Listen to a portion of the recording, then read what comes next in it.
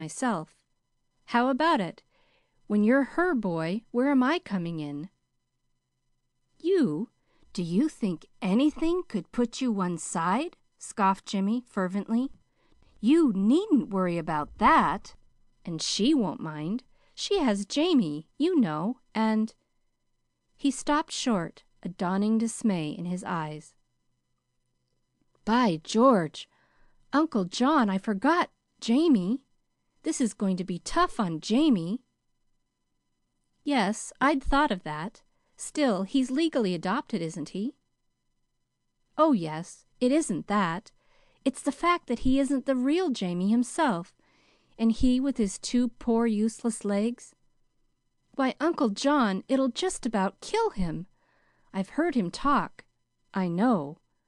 Besides, Pollyanna and Mrs. Carew both have told me how he feels, how sure he is, and how happy he is. Great Scott! I can't take away from him this.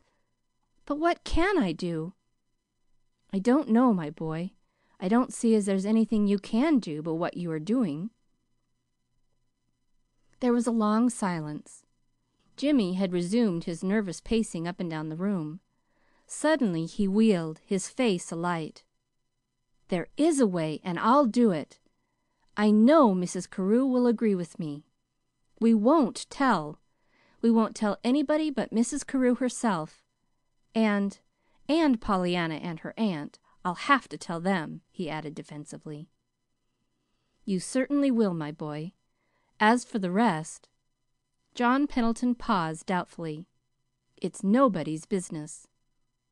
But remember, you are making quite a sacrifice in several ways. I want you to weigh it well." "Weigh it? I have weighed it, and there's nothing in it. With Jamie on the other side of the scales, sir, I just couldn't do it, that's all." "I don't blame you, and I think you're right," declared John Pendleton heartily. "Furthermore, I believe Mrs. Carew will agree with you, particularly as she'll know that the real Jamie is found at last."